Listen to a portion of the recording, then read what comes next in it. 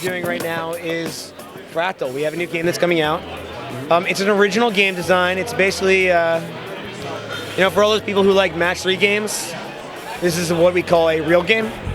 So it's kind of a transition for anyone who plays these match 3 games and wants to see it kind of come into its own.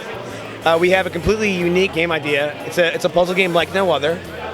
And we built it off of, I really think, great premise. And it's a very great audio experience as well. And one of the things that we'd always wanted to do with Auditorium was to make music an integral part of the player experience. So with Auditorium, we did that by making the music the reward. When you beat the puzzle, you get music. Music is the goal.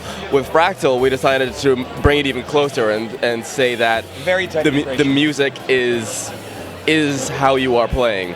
So as you play, the game composes music based on what you're doing. If you're doing better, more instruments will come in. You'll get a steady drum beat and things of that nature. If you're doing a little poorly and the game thinks that you need to sort of slow down and take a look at what you're doing, the things will slow down. Instrumentation will start dropping off. So it's a very visceral experience while you're playing the game. Level design was a very huge problem for us for this game.